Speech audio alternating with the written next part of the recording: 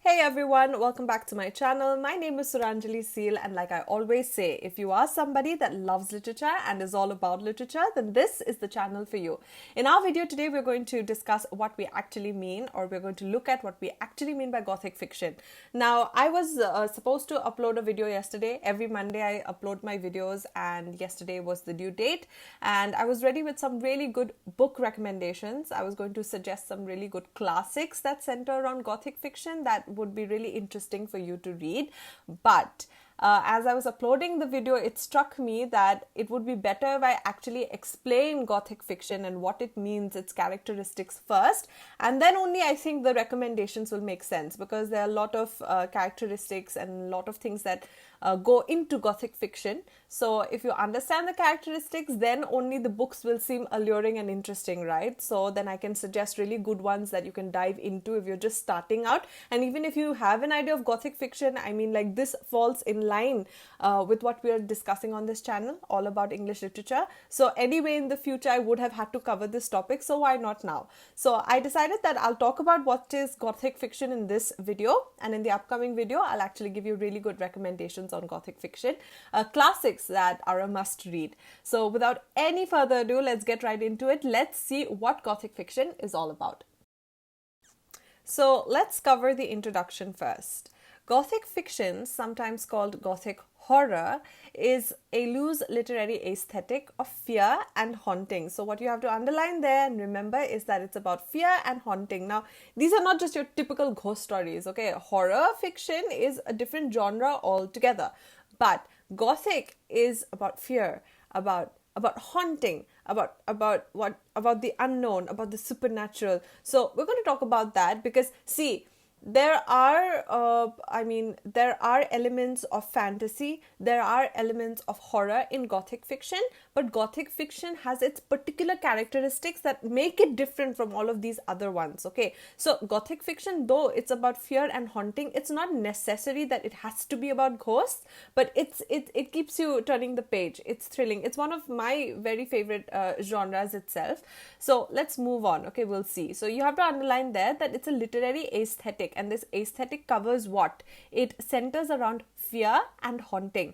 The name refers to Gothic architecture of the European Middle Ages. So if you want to go and see what Gothic architecture actually is like, you can actually refer to Google, and this is one example that I have given, but you can actually Google and see these. It's great. The architecture is really great, and when you look at them, immediately you get this sense of mystery and magic also. You get this mystery, this eerie feeling, but it's beautiful, okay? So European Middle Ages, which was characteristic of the settings of the early Gothic novels. So if you consider the Castle of Otranto, that's also a classic. There also you'll have the descriptions. There's so many tunnels and secret passageways and all of that, okay, in the Castle of Otranto. The setting itself, okay, will give you this sense of fear, sense of unpredictability, sense of the mysterious. So this is what is the setting of the early Gothic novels as well, these castles and European architecture. Then the first work to call itself Gothic was Horace Walpole's 1764 novel, The Castle of Otranto. So the one that I mentioned just now, that it was later subtitled, you have the Castle of Otranto, and then the subtitle was A Gothic Story. So that was the first time that somebody had actually used the word Gothic. Before that, the word Gothic, maybe characteristics of mystery and this eerie feeling had already begun. People had begun writing about these themes, but the Castle of Otranto was the first one. Okay, it was the first novel in the subtitle of which, okay, or in whose subtitle you have the word Gothic. So, you know, a Gothic story, you'll see the backstory, I'll tell you later. The word Gothic was not used in the sense that we know it today. That, okay, all of this, fear, haunting, mystery, supernatural, all of these things, when it was first used, it was not used in that sense, and we'll see it later. But all you have to remember is that the first work to call itself Gothic was The Castle of Otranto. And of course, this is one of my book recommendations, but then I'll talk about it in the next video. So let's move on further. The early Victorian period continued the use of Gothic aesthetic in novels by Charles Dickens and the Bronte sisters. We'll discuss them also, as well as works by American writers Edgar Allan Poe, one of my absolute favorites, and Nathaniel Hawthorne. Now, you have to understand this, okay? I already told you when I gave you book recommendations when I was discussing Jane Austen's books. I had told you that Jane Austen was writing at a time when the Romantic age was transitioning slowly into the Victorian era, okay? It is during this transition period that Gothic literature also emerged. And again, I'll repeat, the first novel to call itself Gothic was Horace Walpole's The Castle of Otranto. The subtitle had the word Gothic in it. Now, you have to understand Romantic age. Even if you just consider Jane Austen's novels talk about what? Marriage, love, romance, talks about it's kind of bright. You consider Pride and Prejudice also. Serious themes are dealt with.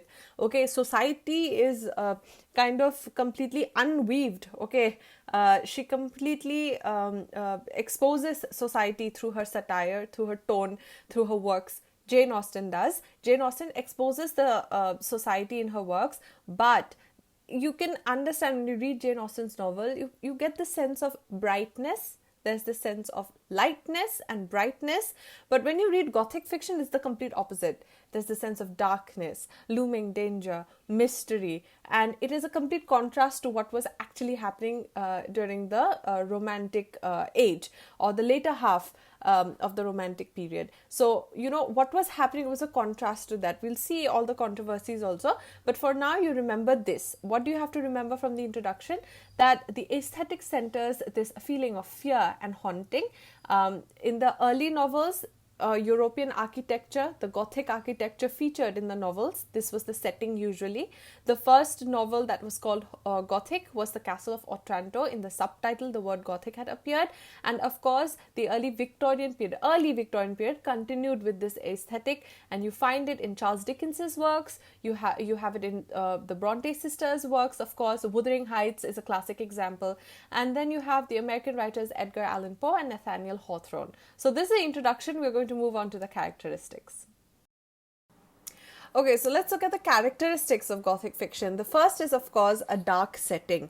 Now, this is true to all Gothic fiction, and it's something which is very alluring also and very nice to read because it has this sense of mystery and the unknown. So it'll keep you turning the pages when you read.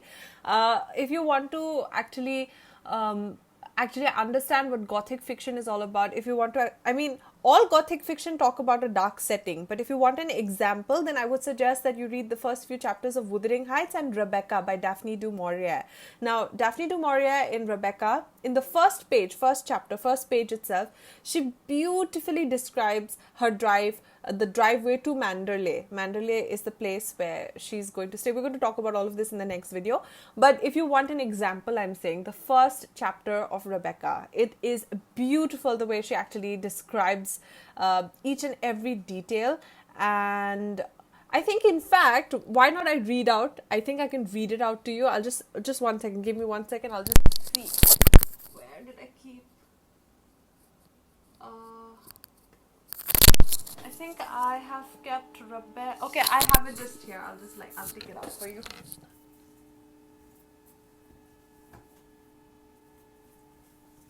Okay, so let's look at what Daphne du Maurier says in... Let's just look at what Daphne du Maurier says, okay, in the first chapter. I'll just read it out a little bit.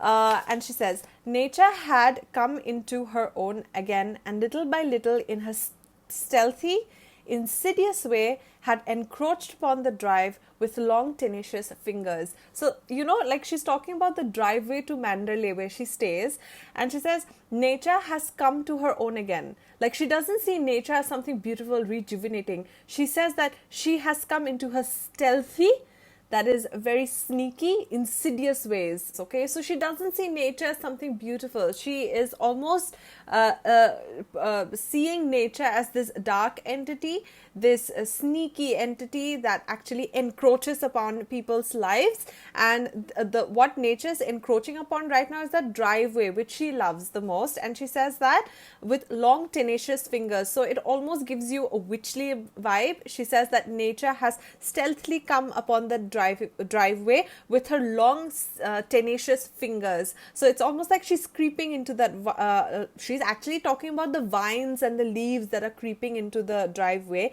and she personifies nature in this sense, that she's insidious, she's stealthy. Okay, you cannot catch nature at all, and she does this with long tenacious fingers, so that gives you a very eerie feeling. And then she says, the woods, always a menace even in the past, had triumphed in the end. So she looks at nature as competition almost. She says the woods, that is the trees that grow, always a menace. She doesn't like it. Always a menace. They're so troublesome. Even in the past, had triumphed in the end. They had won in the end. Because when you keep that driveway uncared for, nature will seep in. If you don't care about a footpath for a long time, if you don't care about a road, then you'll see that, these shrubs and bushes will start growing on them. So she's saying that, this woods had triumphed in the end, as always. So she's describing this driveway, and you see how she has actually talked about this. She talks about all the dark elements. She doesn't see nature as bright, and this is a big contrast to Romantic Age.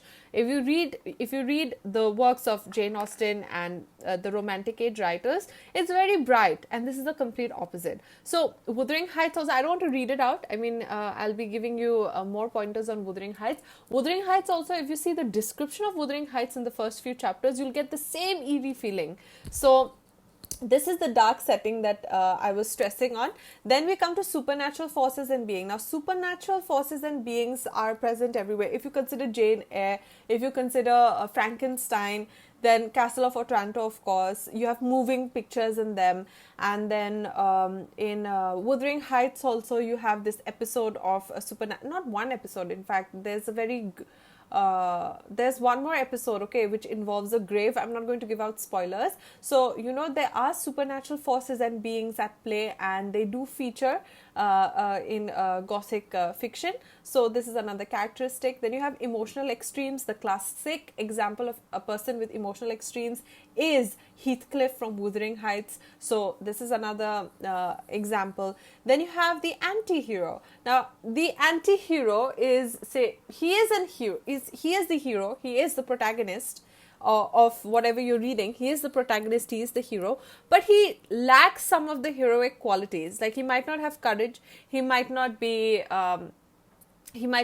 virtuous. Heathcliff is not virtuous by a long shot, okay? He has emotional extremes and he is a dark character, but he is the protagonist of Wuthering Heights. So, you have the anti-hero. So, the anti-hero is somebody who lacks some of the heroic qualities, positive qualities, okay, and might be flawed. So, a Gothic protagonist, like we see in Heathcliff, like we see in Frankenstein, is somebody who is flawed, okay, lonesome, isolated, or an outcast figure who has overcome obstacles in order to rejoin society. Now, he's lonesome. Heathcliff is always lonesome. The monster in Frankenstein is always lonesome.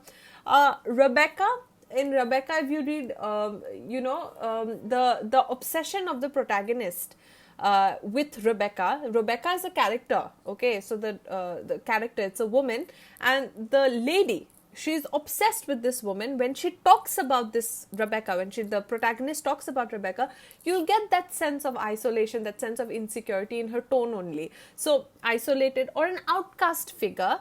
So outcast figure, if you consider Rebecca herself, after whom the novel is named, Rebecca herself, she's an outcast figure only, okay, who has overcome obstacles in order to rejoin society. So there are multiple layers to that. Heathcliff is the classic example, and also Frankenstein. Then you have characteristics of a Gothic villain or antagonist. Now, see, you have a Gothic hero who is flawed, who is not likable. Heathcliff is not likable, but he's the protagonist of Wuthering Heights. But you will have an antagonist also, okay, who might have likable qualities. That is the catch. Like, what do we do in normal literary, in normal fiction? We have the hero with heroic qualities and we have the villain with villain-like qualities, and the villain is not likable at all. Sometimes in Gothic fiction, the Gothic protagonist might have dislikable qualities, but the villain might be very attractive, okay, might have likable qualities. So that is the interesting part of Gothic fiction. Sometimes a Gothic villain can have complex, conflicting psychology that makes him more likable and interesting. Now we come to this point. You might say that because, see, Gothic villain is a villain has to be bad. Now, Gothic protagonist also, this anti-hero, like Heathcliff, is bad. He is the protagonist, but he does not have heroic qualities. We cannot like him, okay? He does not commit good acts, okay? He is not somebody, he has emotional extremes, completely centers around revenge. So why can this hero be the antagonist itself? Because if you see Heathcliff, he spoils everybody's life around him. He has the guilt in the end, he has to pay for it, but then his conscience also is there. But you know, like, he spoils everybody's life around him. So can this protagonist be the villain or the antagonist also? Can this anti-hero who lacks heroic qualities but is the main character in the novel, can we consider him as the antagonist? Is he the villain also? Can he be the villain as well? So yes, typically an anti-hero is the focal point of conflict in a story, whether as a protagonist or as the antagonistic force. Now I'll just say, you have the protagonist. I'll take Pride and Prejudice. Okay, I'll take a bright novel, Pride and Prejudice. You have Darcy and you have Elizabeth. Okay, then you have the subplots also. Of course, I'm not going to go into that. But Darcy and Elizabeth, every other conflict they overcome. Okay, and it's their happily ever after. Okay, but when you come to Heathcliff or you come to Gothic genre, you will see that this protagonist, Heathcliff only, he's the main focal point of all the problems that come. All the problems that come and go center him only. So he's the focal point of conflict in the story. So whether he is like the Frankenstein, whether he's like Frankenstein the monster, whether he's like the monster who actually through circumstances, okay, because of, it's not his fault that he was brought to life, okay, it's not his fault that he was isolated, it was because of his master who created him. So, you know, if you consider him and if you consider Heathcliff, both of them are the focal point around whom the problems actually center, and whether as the protagonist or the antagonistic force. As a protagonist, he is also the driving force. As an antagonist, he spoils everybody's life around him. So, you know, this kind of complexities also exist in Gothic novels. Then you have the hero villain. It is a hybrid between the two. Hero villain, like Heathcliff, classic example. He spoils everybody's life around him, but he is still the hero, the protagonist of the novel. So, you know, an anti-hero can be the antagonist, okay, and he is the hero villain. That is, he has hybrid, the qualities of both a hero and a villain in him. And the protagonist of a Gothic novel is actually the focal point around him, all the problems around him, around whom the story progresses. It's his actions that matter, okay? So this is the characteristics of a anti-hero or the characteristics of a Gothic protagonist. Then we have female victims, classic example again. You have Jane Eyre, you consider you consider Rebecca, you consider Castle of Otranto, you consider even Wuthering Heights. Female victims feature everywhere. This genre explores sexuality, transgressive thoughts, desires and impulses. Now I'll see. If you talk about Jane Austen's novels, you don't really talk about sexuality as much. You talk about societal issues, no doubt, but you don't talk about sexuality, about transgressive thoughts, that you go against society. Here, through the female victims, you pick out important points. You talk about psychological impacts of, if you read Heathcliff also, Catherine is sick in bed because of his actions. So you have the psychological impact of this kind of negativity. You are talking about transgressive thoughts. You're talking about how women's desires and impulses are actually important. You talk about these issues. Then Gothic sexuality is often repressive, especially when it comes to women. Like, women are usually seen as victims. If you see Gothic fiction, they're seen as victims. And while male are quietly patriarchal, as in, like, they don't come out, but their actions actually are, they side towards patriarchy. They're very predatory in that sense. Okay, so what you have to remember about female victims is that you have a female that is victimized, especially when you read Bronte's, the Emily Bronte, Charlotte Bronte, Anne Bronte, the Bronte sisters' works. When you read Rebecca also, there are many themes that center around gender roles, that center around female desires, their impulses. That was not yet talked about as loudly. They were not really vocal about these kind of themes before, and now they were talking about it. So we're going to look at that also. So female victims is there, visions, nightmares, all of them have them. Madness, insanity. Jane Eyre has madness, insanity. Rebecca has it, features it. Then you have the setting, like I said, it's a dark setting.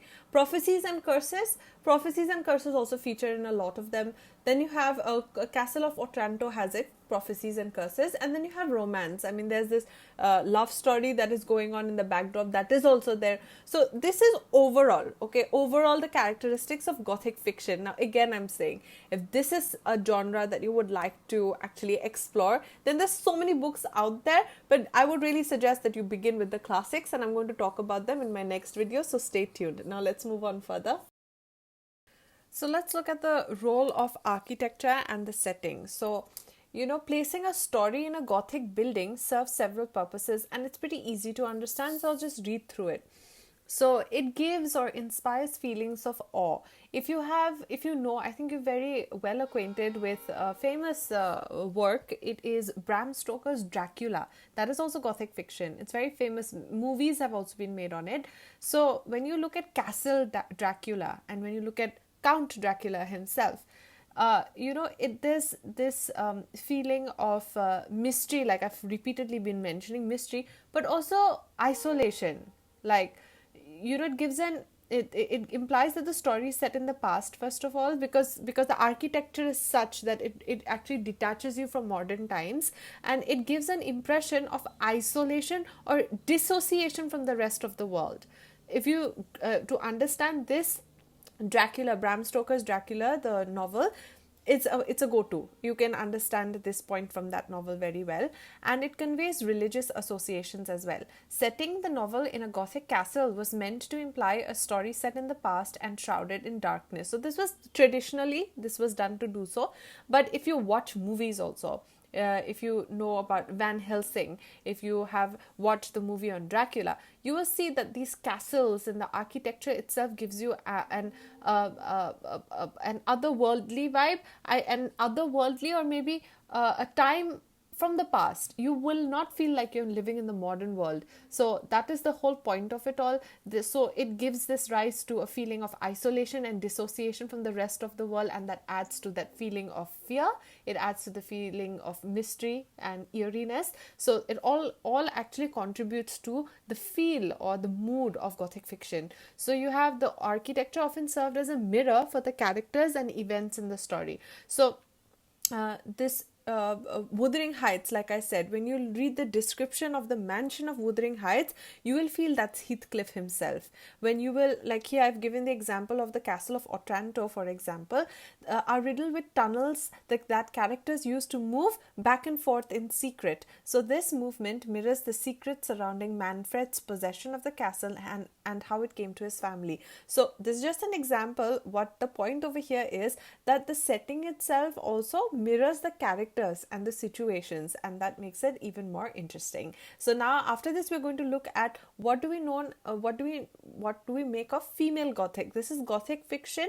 Now there are many female writers. Mary Shelley, who has written Frankenstein. We have Bronte sisters, who actually write about these topics. Daphne du Maurier, Rebecca. So we're going to look at what do we actually mean by female Gothic, and then we're going to the last section of the video and we'll be done for today. So let's have a look at what do we actually mean by female Gothic and who are the writers that contributed to it.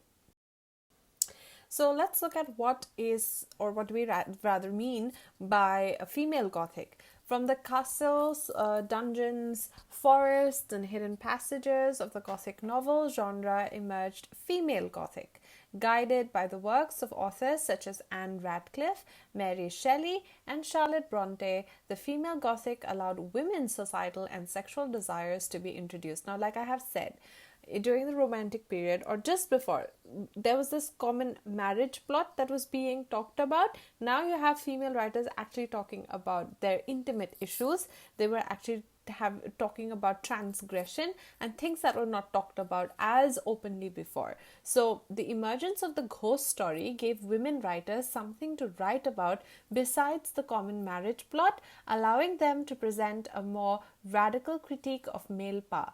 Now see, it's supposed to be haunting, it's supposed to incite fear. So this ghost story, okay, but this fear, the Gothic genre, the motive of fear and haunting, let them explore disturbing themes that were the reality of life at the time, and it still is today as well. So they made, or they presented through their works, more radical critique of male power, violence, and predatory sexuality. So they used this genre to actually expose these aspects of life as well. So when the female Gothic coincides with the explained supernatural and natural cause of terror is not the supernatural, but female disability and societal horrors. So female Gothic coincides with the explained supernatural. Okay, so you have the supernatural thing going on, but there's also, like, coincidentally, there's also incidents of terror in their own lives which they depict, and it's this female disability and societal horrors. Okay, so it talks about, say, assault and all the horrors that actually women have faced and continue to face today, all the realities of life they talk about. And you have this constant mood of fear, constant mood of aggression, constant mood of haunting. In between that, you also say these things. It's not bright and sunny always. They're talking about the other side of life, the scarier side, the unpredictable side, the weaknesses of the society as well. And they're going to do this throughout the plot. They're going to do it throughout the stories. They're going to talk about, say, female Gothic novels also address women's discontent with the patriarchal society, the difficult and unsatisfying maternal position, their role within that society. Everything they deal with in these novels. Women's fears of entrapment. Like if you talk about Jane Eyre, I'm not going to name the character, but there's this person who is entrapped in the attic. She's chained up in the attic. So you cannot say that these things have not happened in our world. These ugly things have happened in our world. There are instances. This person is called, she's supposedly mad. I'm not going to give away any spoilers, that's why I'm saying. And she's chained up in the attic. And I can tell you that these things are happening in society. It's not all sunshine all the time. So their bodies, marriage, childbirth, or domestic abuse commonly appear in the genre, and they deal with it because it suits this topic. It suits this the Gothic genre, because it does entice fear. It does induce fear. It does give rise to fear and haunting, not just ghost haunting, but emotionally, mentally also. These kind of topics haunt us. They have happened, they continue to happen today. These are the realities of life, and it's through the Gothic fiction that these female writers actually voice out all of these realities and bring it forth in front of the readers, and through the readers, of course, through the readers in particular, but the world in general, right? So this is female Gothic. Now let's move on to the last section. So let's have a look at the term Gothic. The term Gothic was first coined by Italian writers in the later Renaissance period, late 15th to early 17th century. The word was used in a derogatory way as a synonym for barbaric. Now, just understand, we are moving in through time in multiple civilizations, right? All of us. So nothing is static, everything is dynamic, everything is constantly changing, everything is prone to change. So even meanings of words have actually changed over time. So, even the word Gothic, what it actually meant in the beginning, what we understand it today, is different from what it originally meant. In when it was first used, it was used in a derogatory sense for anything that was not classic. You understand, Jane Austen and all were writing about nature, about tradition, about, I'm saying that, I'm just giving examples. Wordsworth also was writing about nature. Everything, they hadn't had a traditional air about it. Particularly after the Renaissance or during the Renaissance, you had this inclination towards the classics in the sense classical, Greek and Rome, literature, architecture, painting, everything. So everything had an inclination towards that. But what happens is, after that, you have this genre which is emerging, which is talking about disturbing things. It is not talking about traditional stuff. It is not talking about the classics. It is not talking about the positives of life. It is not talking about, say, pleasing aesthetics. It's not talking about the society's aesthetics also, traditions also. It's talking about a different side to humanity, which is the reality, but which not everybody talked about. So anytime these kind of elements were being talked about, they used to call it barbaric. That you're not supposed to talk like this. Like, I'm just giving a simple example. Suppose girls were supposed to sit with their knees closed and hands on their laps. Just saying. Now girls sit with their legs up and they're wearing jeans, which before nobody was supposed to wear. Girls were not supposed to wear pants, which was supposedly reserved for the men to wear. So now we're wearing pants and all. So the first time when somebody must have worn a pant, that person must have been subject to criticism. But now it's common. It's something that we see all around us. So what I'm saying, even the term Gothic, when first time somebody had dealt with an unsettling, fearful, haunting or disturbing theme in a novel, it was subject to criticism. Anybody who dealt with these themes was called barbaric, and this is why it was used as a derogatory term. It was originally used scornfully by Renaissance Italians who sneered at anything that was not in the classical, that is Greek or Roman, influence. Then you have Gothic, originally meant having to do with the Goths or the language, but its meaning eventually came to encompass all qualities associated with Germanic culture, especially the Germanic culture dominant during the medieval period after the fall of Rome. So there's just an extra point if you want to read from the literary perspective. We have to understand something. Nowadays, again, I said this is regarding change. So first thing, it was used as a barbaric term. Second thing that, originally meant to do with the Goths is Germanic culture. You had to, especially the Germanic culture dominant during the medieval period after the fall of Rome. So especially the Germanic culture dominant during the medieval period after the fall of Rome. That's what you refer to.